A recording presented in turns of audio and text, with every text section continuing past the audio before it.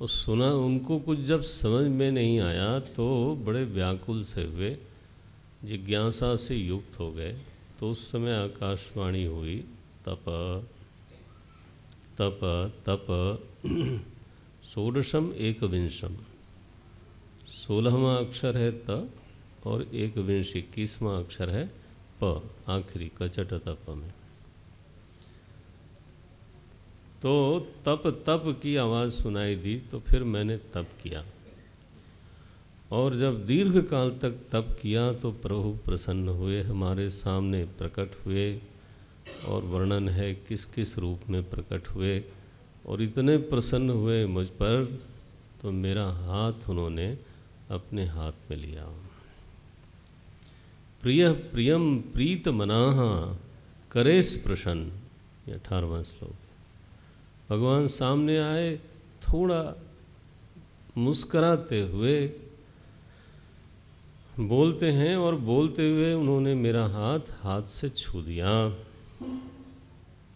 महाराज जी बोलते थे हाथ मिलाया, वो परंपरा भी वहीं से चली। मैंने मित्रवत वो सम्मान दिया उनको। ये अभिप्राय है, वो दर्जा दिया। ब्रह्मा जी ने देखा कि प्रभु तो बहुत ही प्रसन्न है। प्रभु बोल पड़े, त्वया अहम तोषितः, हे ब्रह्मा मैं तुमसे बहुत संतुष्ट हूँ। किस लिए भगवान तुम संतुष्ट हुए? बोले क्योंकि तुमने तप किया। तपस्या मेरे संतोष का हेतु है। तपो में हृदयम साक्षात, भगवान बोलते हैं। तप का विलोम करें तो पता होता है। विद्या भी बिना तप के नहीं होती, व्यापार भी बिना तप के नहीं होता, कृषि भी बिना तप के नहीं होती, सेना भी बिना तप के नहीं होता। तप आधार सब सृष्टि भवानी। बिना तप के अगर कोई तप से गुरेज करता हो, बचना चाहता हो, तो वो किसी भी प्रकार के भौतिक अथवा आध्यात्मिक विकास को भूल जाए। बस भूल जाना चाहिए फिर उसको। और बोले महाराज ठीक है भूल गया, नहीं, फिर पत के लिए तैयार रहना चाहिए, क्योंकि तप का उल्टा हो गया ना। फिर विद्यार्थी अगर विद्या का तप छोड़ दे, भूल जाएगा धीरे धीरे। व्यापारी अगर व्यापार का तप छोड़ दे, तो उसको जानना चाहिए कि अब मेरा कम से कम मेरी इनिंग पूरी हो गई, उस क्षेत्र में मुझे नहीं जाना है। अगर वॉलंटियर किया तो अलग बात है, और अगर प्रमाद आलस्य के कारण हो रहा है तो फिर अलग बात है। तपो में हृदयम साक्षात आत्मा हम तपसो नघ सृजामि तपसा एव। गोस्वामी जी ने इसका अनुवाद किया है। तपबल रचई प्रपंच विधाता, जगह जगह जगह जगह लिखा। सृष्टि का संहार शंभु करते हैं तप के ही बल पर, विष्णु पालन करते हैं तप के, इस तरह से लिखा। विभर्मि तपसा विश्वम वीर्यम में दुश्चरम तपः, ब्रह्मा जी त्वया अहम तोषिता, मैं बिल्कुल संतुष्ट हूँ। अब संतुष्ट हूँ तो देखो मांगने का हक बन जाता है फिर। तो ब्रह्मा जी बोलते हैं प्रभु मेरे कुछ प्रश्न हैं, मांगना तो क्या है, उन प्रश्नों का हल हो जाना चाहिए। क्या प्रश्न है तुम्हारे?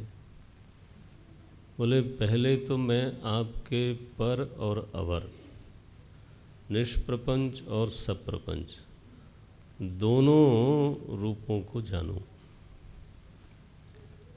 केवल निष्प्रपंच को नहीं, केवल सप्रपंच को नहीं, केवल सोपाधिक को नहीं, केवल निरुपाधिक को नहीं। ये बहुत बढ़िया बात है। वेदांत पूरा तो तभी होता है कैसा बोलते हैं? परावरे यथा रूपे, 25वां श्लोक है, जानियाम ते तु अरूपिणा, ये पहला। दूसरा, आप अकेले ही मकड़ी की तरह सृष्टि को निकालते हो और लीन कर जाते हो, ये कैसे करते हो? ये 27वां श्लोक में प्रश्न है। ऊर्णनाभिर यथा ऊर्णपते यथोर्णुते, तो ऐसे अभिन्न निमित्तोपादान एक ही वस्तु है, आप ये कैसे करते हो?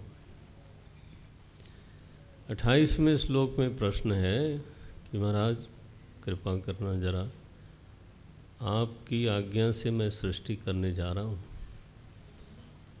लोग कोई छोटा सा काम करते हैं तो अभिमान हो जाता है। कोई सुझाव बीच में मैंने दिया और दूसरे का काम हो गया और लोग उसकी प्रशंसा कर रहे हों कि तुमने बड़ा अच्छा काम किया, बड़ा अच्छा काम किया, तो सुझाव देने वाला आदमी चुप नहीं बैठ पाता। बोले हाँ, अच्छा काम तो उन्होंने ही किया था, लेकिन वो तो गलती कर रहे थे। बीच में मैंने ये सलाह दे दी थी, तो बस अब बाकी अब मैंने इसको बोलते हैं fishing the compliment, fishing the compliment. ये फिर सब मेरी भी करो ना, अब उन्हीं की ओर लगे हुए हो तो ये होता है। छोटी छोटी बात पर कर्म का अभिमान होता है। कर्ता कर्म की प्रशंसा से बहुत प्रसन्न होता है और उस कर्म की प्रशंसा से कर्ता प्रसन्न होकर के कर्तृत्व को दृढ़ करता है। यही तो है माया महाठगनी। हाँ, ऐसी स्थिति है तो मुझे तो पूरी सृष्टि बनानी है, तो मैं तो बंधन में बंध ही जाऊंगा। प्रभु ऐसा कुछ बोलो कि नेह मान प्रजा सर्गम बध्ययम यद अनुग्रहात्, कर्म बंधन मुझे न लगे, चाहे सारी सृष्टि बना डालूं। ये तीसरा है। चौथा प्रश्न किया, मुझे विशेष का मान न होए। क्या लिखते हैं? 29वां श्लोक है, माँ में समुन्नध मदो अजमानिना, क्योंकि सभी का जन्म हुआ है और मैं रहा स्पेशल। मैं कह सकता हूँ कि सभी जन्मे हैं लेकिन मैं नहीं। मेरा तो नाम ही है अज। वाह, इसमें क्या परेशानी है? अज का मान करना, इसमें क्या आध्यात्मिक परेशानी है? बोले इसमें ये परेशानी है कि अपने व्यक्तित्व पर मान हो रहा है, निर्विशेष में जाने से ये रोकेगा। निर्वैयक्तिक जो चेतन है ना, उससे रोक देगा। व्यक्तित्व से प्रेम, विशेष से प्रेम, निर्विशेष में बाधा है। वेदांत जो है ना, मेकिंग ऑफ पर्सनालिटी नहीं, व्यक्तित्व निर्माण की कला नहीं, व्यक्तित्व से अतीत जाने की कला है। कला भी क्या बोले, बोध है। तो इसलिए उन्होंने कहा कि इतना बड़ा मेरा विशेषण है कि मैं आज हूँ, लेकिन ये मुझे कभी न उठे। तो ये 4 प्रश्न किए। आपको ठीक ठीक जानूं, आप किस प्रकार से अभिन्न निमित्तोपादान कारण हो, मैं कर्म बंधन में न बंधूं और मुझे व्यक्तित्व का मान न होने पावे। तो इसके उत्तर में हमारे ब्रह्मा जी फिर नारायण भगवान चतुश्लोकी भागवत सुनाते हैं। ये चौथी है, केवल 4 श्लोक में। मैं अनुवाद कर देता हूँ। आप लेकिन तो को तो चल जाएगा, नहीं चलेगा शायद। आरती करते हैं क्योंकि धुंधले चश्मे में मैं पढ़ देता हूँ, अब आप लोग बैठे रहो। अहमेवासमेवाग्रे नान्यत् यत् सदसत्परं पश्चादहं यदेतच्च यो वशिष्येत सोऽस्म्यहम् ऋतेर्थं यत् प्रतीयेत न प्रतीयेत चात्मनि तद्विद्यादात्मनो मायां यथा भासो यथा तमः यथा महान्ति भूतानि भूतेषूच्चावचेष्वनु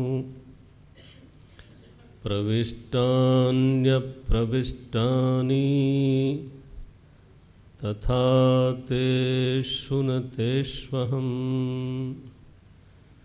एतावदेव जिज्ञास्यं तत्त्वजिज्ञासुनात्मनः अन्वयव्यतिरेकाभ्यां यत् स्यात् सर्वत्र सर्वदा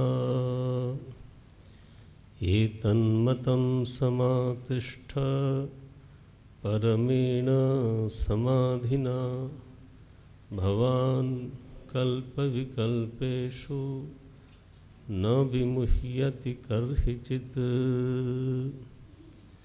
तस्माइदं भागवतं पुराणं दशलक्षणं प्रोक्तं भगवता प्राह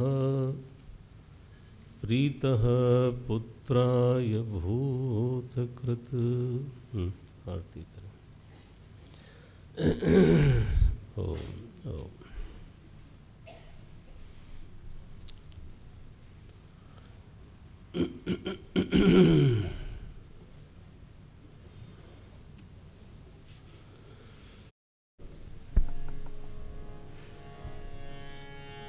आरती अति पावन पुराण भक्ति विज्ञान। आरती अति पावन पुराण की धर्म भक्ति विज्ञान खान की। आरती अति पावन पुराण की धर्म भक्ति विज्ञान खान की। महापुराण भागवत निर्मल शुकमुख विगलित निगम कल्प फल परमानंद सुधार समय कल लीलारती रस रस निधान की। आरती स्तुति पावन पुराण की कलिमल मथनी त्रिताप निवारिणी जन्म मृत्युमय भव भयहारिणी सेवत सतत सकल सुखकारिणी सुमहौषधि हरिचरित गान की। आरती अति पावन पुराण की विषय विलास विमोह विनाशिनी विमल विराग विवेक विकासिनी भगवत तत्व रहस्य प्रकाशिनी परम ज्योति परमात्म ज्ञान की। आरती अति पावन पुराण की। परमहंस मुनि मन उल्लासिनी। रसिक हृदय रस रास विलासिनी। भुक्ति मुक्ति रति प्रेम सुदासिनी। कथाय किंचन प्रिय सुजान की। आरती अति पावन पुराण की। आरती अति पावन पुराण की। धर्म भक्ति विज्ञान खान की। धर्म भक्ति विज्ञान खान की। धर्म भक्ति विज्ञान खान की।